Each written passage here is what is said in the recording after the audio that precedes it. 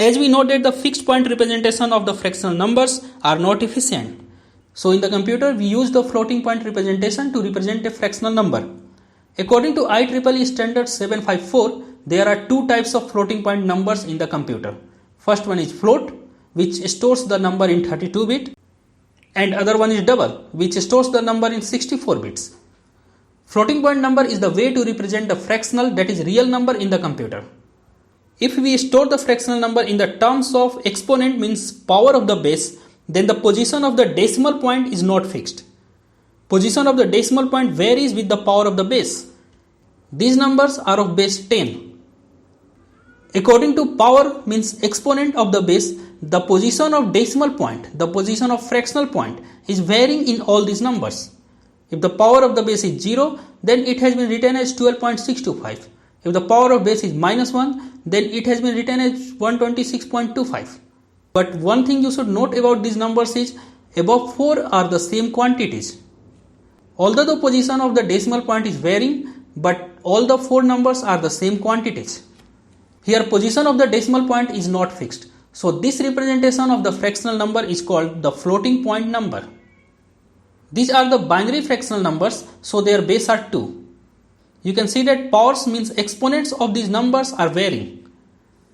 If it is 2 to the power 0, then the number is 1100.101. If it is 2 to the power -1, then decimal has been shifted one position right. If it is 2 to the power -10, don't confuse 10 with 10. It's a binary 10. It's 2. Actually, it is 2 to the power -2. That's how the decimal has been shifted 2 points right. Here the power, means exponent of the base, is 10, means 2. That's how the decimal point has been shifted 2 places left. All above 4 numbers are the same quantities.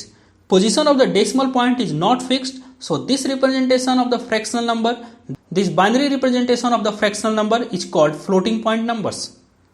Because in these examples, the decimal point, the fractional point, is floating between the number, although the quantity is same. That's how this representation is called floating point representation of the fractional number.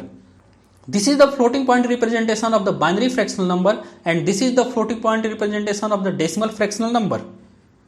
This part before the multiplication sign is called significant in both binary and decimal fractional numbers. After the multiplication sign, we write base. For the binary fractional number, we write base 2. For the decimal fractional number, we write base 10. Then after this one is exponent, exponent -1.